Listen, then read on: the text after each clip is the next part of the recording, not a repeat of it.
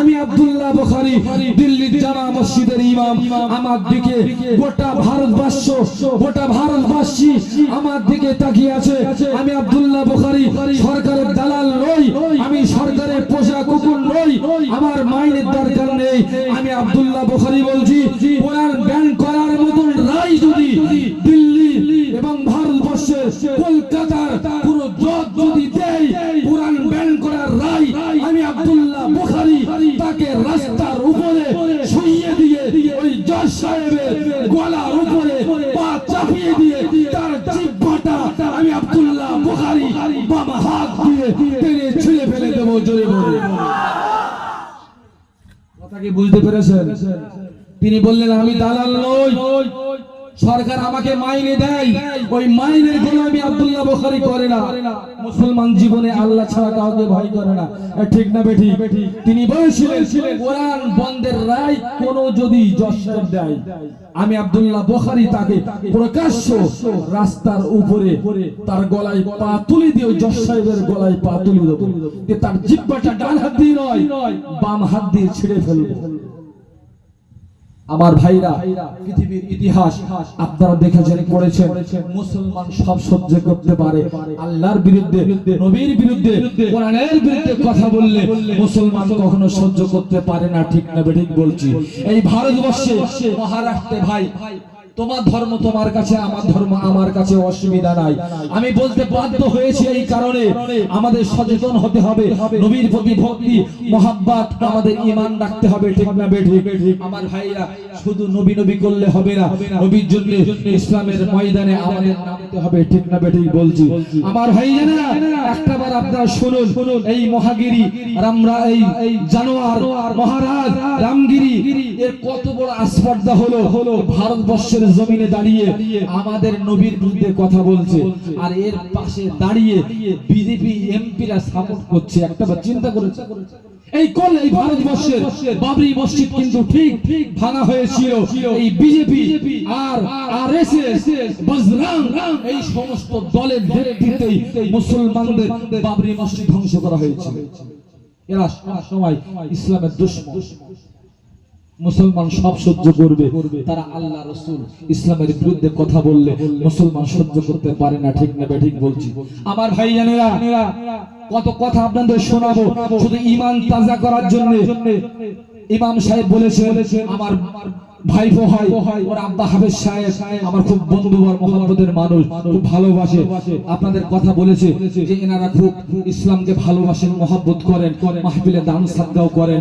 বললেন ১৬ বছরে তারা এই মাদ্রাসা মসজিদ চালাচ্ছেন, আলহামদুলিল্লাহ, আল্লাহ কবুল করুন, বলুন আল্লাহুম্মা আমিন। আপনাদের কথা শুনেছি, এই জন্য দুটো ঈমানের কথা আপনাদের শুনিয়ে যাচ্ছি। বাপ মুসলমান হন, নবীর প্রতি সেই মহব্বত, সেই ভালোবাসা রাখেন, যা হবে আমরা আমাদের ঈমানটা হারাবো না, ঠিক না বেঠিক বলছি? মেন জায়গা আমাদের ঈমান, আমাদের পরকাল হলো মেন। আল্লাহ বলছেন, ওমা হাযিহিল হায়াতুদ দুনিয়া ইল্লা লাহু ওয়া লাইব ওয়া ইন্নাদ দারাল আখিরাতা লাহিয়াল হায়াওয়ান। আল্লাহ বলছেন, দুনিয়া খেলা তামাশার জন্য মনে করলে, আই বান্দা শোনো, দুনিয়া আসল নয়, তোমাদের পরকালটাই হলো আসল, তোমাদের পরকালটাই আসল। এই দুনিয়া আসল নয়, পরকালটা আসল। আমার ভাইজানেরা, এই যারা ফার্নিচারের কাজ করে ওদের কি বলে বাবা? শ্বশুর মিস্ত্রি বলে না, শ্বশুর মিস্ত্রি। ফার্নিচার মানে যারা দরজা জানালা তৈরি করে কাঠের, ফার্নিচার। একটা ছেলে, যুবক ছেলে, যুবক ভাইরা, যুবক বন্ধুরা, আমিও তোমাদের মতো একটা যুবক। আমার ভাইরা শুনে নাও, যুবক বন্ধুরা, ইলমুদ্দিন বলে একটা ছেলে, যুবক ছেলে। এই যুবক ছেলেটা ফার্নিচারের কাজ করত। একদিন তার দোকানে এসে এক বেঈমান আমার রাসূলের বিরুদ্ধে কথা বলেছে। ইলমুদ্দিন সঙ্গে সঙ্গে তার গায়ের রক্ত গরম হয়ে ইলমুদ্দিন আস্তে আস্তে উঠে তার পাশে থেকে, যে ও তো ফার্নিচারের কাজ করে, ওর কাছে ধারালো অস্ত্র থাকে, ইলমুদ্দিন উঠে ওই যুবকের গলাতে সেই অস্ত্রটা মেরে দিয়ে তাকে ওখানে মার্ডার করে দিল। জনগণ এসে গেল, ইলমুদ্দিনকে ধরে ফেললো, পুলিশকে খবর দিয়ে ইলমুদ্দিনকে তারা লকআপে পুরে দিল। এই ছেলেটা একটা বেঈমানকে প্রকাশ্য তার দোকানে, ফার্নিচারের দোকানে, এই যুবক ছেলেটা একটা যুবক ছেলেকে মার্ডার করে দিয়েছে। ইলমুদ্দিনের জন্য ফাঁসির অর্ডার হয়ে গেল। অমুক দিনে ফাঁসি হবে। একটা সুতোর মিস্ত্রি ফার্নিচারের ঘরে কাজ করতে একটা ছেলে, যুবক ছেলে, কিন্তু তার অন্তরে ছিল আমার নবীর প্রতি দরদ, আমার নবীর প্রতি মোহাম্মদ মোহাব্বত ভালোবাসা ভরা ছিল। ইলমুদ্দিন সহ্য করতে পারেনি, তার শরীর রক্তে লাল হয়ে গেল যে আমার নবীর বিরুদ্ধে কথা বলবে আমার চোখের সামনে, আমি তা সহ্য করতে পারি না। ইলমুদ্দিন তাকে মার্ডার করে দিল। ইলমুদ্দিনের ফাঁসির রায় হয়ে গেল। সবাই কাঁদছে যে ইলমুদ্দিন একটা যুবক ছেলের ফাঁসি হবে। ইলমুদ্দিন বলে তোমরা চিন্তা করো না, আজ রাতে রাসূলুল্লাহ আমার কাছে এসেছিল, আল্লাহর নবী এসে আমাকে বলে গেছে ইলমুদ্দিন তোমার কাজটাকে আমি রাসূলুল্লাহ স্বয়ং কবুল করে নিয়েছি। জোরে বলো। কথা কি বুঝতে পেরেছেন? রাসূলের প্রতি ভালোবাসা, রাসূলের প্রতি মহব্বত। আমার ভাইজানেরা আর কটা কথা আপনাদের বলবো। এই ভারতবর্ষের জমিনে বললাম তো, একবার ডাকলাম তো, ভিতরে আসেন ভাই, একটু ভিতরে আসেন। একবার রাসূল বলেন আল্লাহুম্মা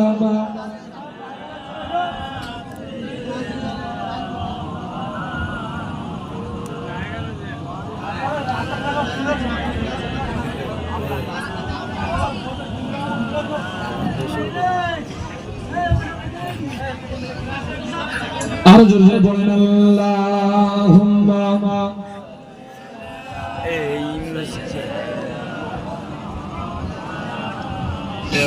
ওয়ালা আলি সাইয়্যিদিনা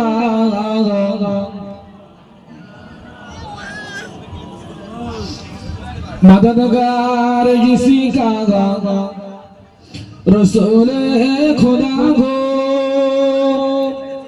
उसे और हिम्मत का परवाह किया है। मदद को चले आएंगे कमरे वाला, डूबते डूबते ही संभल जाएगा। अल्लाहुम्मा सल्ले अला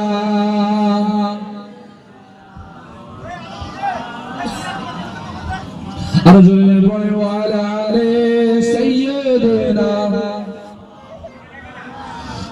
এটা তাকবীর দাও, নারে তাকবীর, अर्जुन नारे তাকবীর।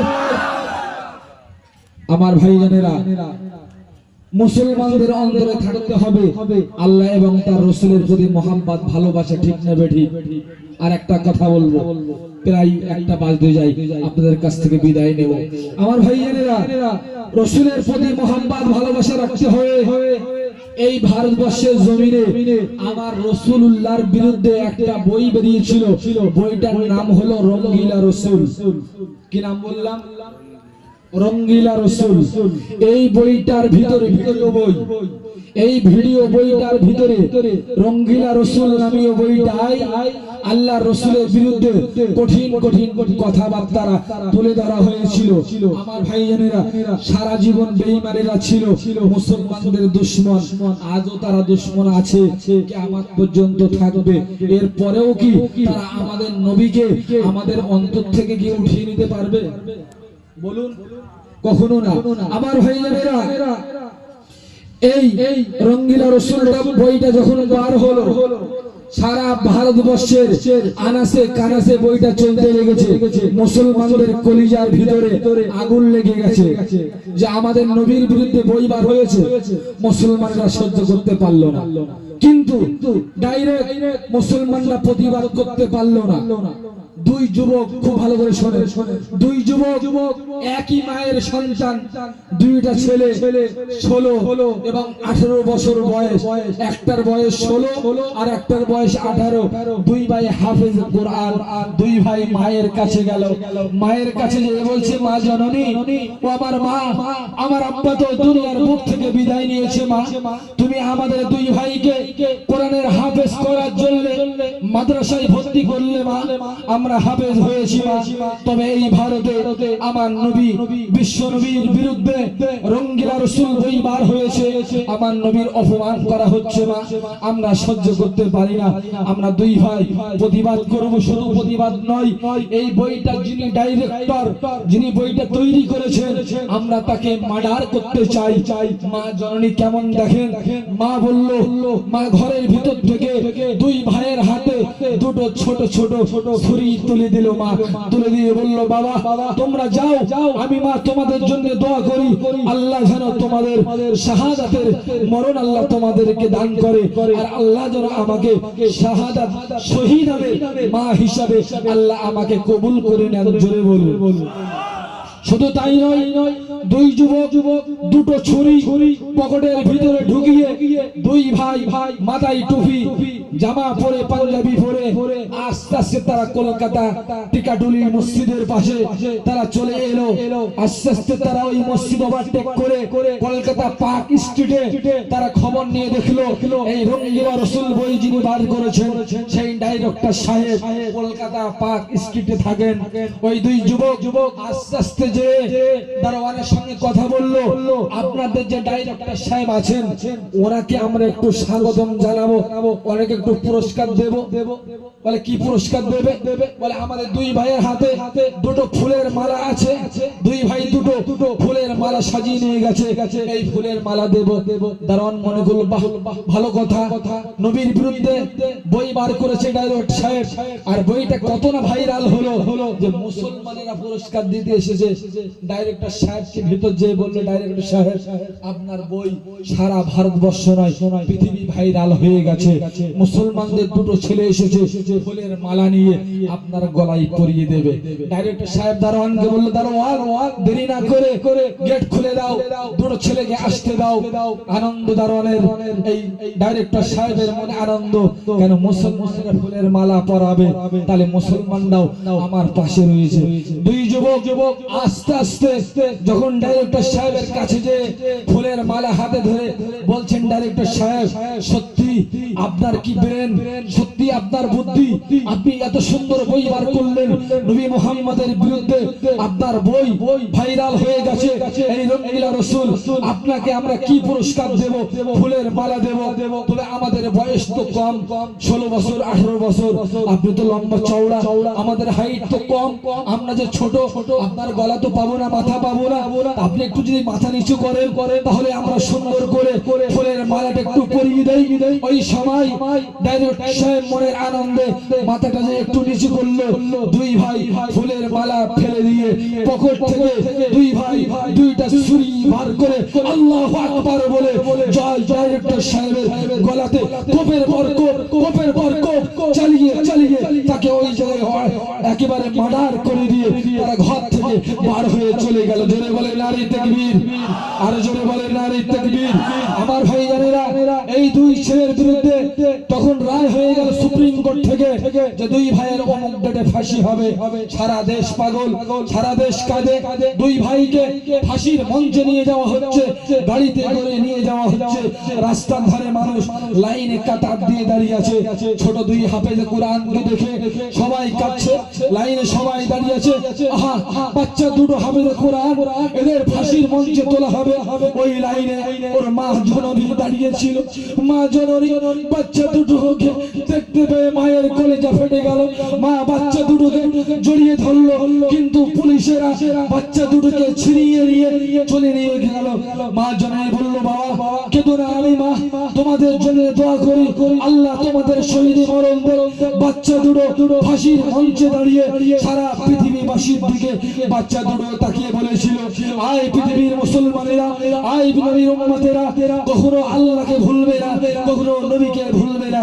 আমরা দুই ভাই আমাদের জন্য এই ফাঁসির মঞ্চটা পার করতে পারলে ওদিক থেকে আল্লাহ রাসূল সাহাবায়ে কিরামদের নিয়ে আল্লাহ রাসূল দাঁড়িয়ে হাত ছাড়িয়ে দিচ্ছেন আমাদের দুই ভাইকে রাসূলুল্লাহ নিয়ে যাওয়ার জন্য। নারী তাকবীর। কথা কি বুঝতে পেরেছেন? নবীর মোহাব্বত, নবীর ভালোবাসা থাকলে সমস্ত বাধা পেরিয়ে আল্লাহ আপনাকে জান্নাতে পৌঁছে দেবে। জোরে বলুন সুবহানাল্লাহ। আমার ভাইরা, আপনারা অনেক আলোচনা শুনেছেন, সন্ধ্যা থেকে বিভিন্ন ওলামায়ে কেরামদের মুখ থেকে আমি আপনাদের কাছে শোনাতে শোনাতে আবু লাহাবের কথা বলছিলাম, মনে আছে তো? মনে আছে না? নাই আমার ভাইজানেরা, কিতাব লেখকরা রায় দিলেন যে কোরআনে ঘোষিত জাহান্নামী আবু লাহাব, সে আবু লাহাব যদি পুরস্কার পায় তাহলে আশিকে রাসূল নবীর মুহাব্বতের উম্মতারা কি কোনো পুরস্কার পাবে না? একজন কোরআনে ঘোষিত জাহান্নামী যদি পুরস্কার পায় তাহলে আমাদের তো ঈমান আছে বাপ, ঠিক না বেটি? আমরা তো নবীর মুহাব্বত করি, আরে সব সুন্নাত না মানতে পারলেও কিছু তো মানি, চেষ্টা করব ইনশাআল্লাহ আরো মানার জন্য চেষ্টা করব। কিতাব লেখক লিখছেন নবীর কোন আশিক, নবীর কোন মুহাব্বতের উম্মত যদি তারা যদি নবীর মাহফিল কায়েম করে, তারা যদি নবীর মাহফিল কায়েম করে, তাদের জন্য একটাই মাত্র পুরস্কার, সেটা হলো আল্লাহ পাকের দয়ার জান্নাত। জোরে বলো। আমার কথা বলিনি বাবা, মুহাদ্দিসরা লিখেছেন, যদি বিশ্বাস না হয় কিতাবের নামও বলে দিচ্ছি। কিতাবের নাম তাওয়ারিকি হাবিবি ইলা, কিতাবের নাম সিরাতুন নবী, কিতাবের নাম মিলাদে মুস্তাফা, কিতাবের নাম মাদারিজুন নবুওয়াত, কিতাবের নাম সিরাতে হালাবি, কিতাবের নাম তারিকুল ইসলাম। সমস্ত কিতাবগুলো খুলে দেখুন, মুহাদ্দিসরা লিখেছেন রাসূলের শানের মাহফিল যারা কায়েম করবে আল্লাহ তাদের জন্য পুরস্কার রেখেছেন জান্নাত। বলুন আলহামদুলিল্লাহ। একটু জোরে বলেন, জোরে বলেন আলহামদুলিল্লাহ। আমার ভাইরা, আমার আব্বা জানেরা, আমার জওয়ান যুবক ভাইরা, পর্দার আড়ালে আমার মায়েরা, বোনেরা, আপামনিরা আছেন, খুব ভালো লাগলো আপনাদের এই এলাকায় হয়তো নতুন, কিন্তু আপনাদের এই আশপাশে, আপনাদের এই জীবনতলার দিকে হরিন্দা, খুচিতলা, তারপর আপনার ওই তালদি রোডে, পাতিখালি, আল্লাহর রহমতে অনেক জায়গায় এসেছি, মাহফিল করেছি। আপনাদের এদিকে ঘটকপুকুর, বুদরা, ওদিকে আপনার খড়গাছি, বহু জায়গায় আল্লাহ মাহফিল করিয়ে নেন। তবে আপনাদের এই জায়গাটাই নতুন, আলহামদুলিল্লাহ এসেছি। তবে আমার বক্তব্য আপনাদের কেমন লাগলো জানি না, তবে আমার ভাইরা খুব মন থেকে কিছু আবেগের সঙ্গে রাসূলের মহব্বতে কিছু কথা বলে ফেললাম, কারণ আমাদের ঈমানটা একটু তাজা করার দরকার আছে, ঠিক না বেটি? কি বলেন বাপ? ঈমানটা একটু তাজা করার ব্যাপার আছে। আমার ভাইরা, আপনারা নিশ্চয়ই আল্লাহ রাসূলকে ভালোবাসেন বলে এতগুলো মানুষ জড়ো হয়েছিল, বহু শ্রোতা, এত ছোটখাটো মাহফিলে, যা মাহফিলে যথেষ্ট শ্রোতা। আলহামদুলিল্লাহ, আপনারা এর আগে আমার পূর্বের বক্তা আপনাদের গ্রামেরই সন্তান, তার হাতে আপনারা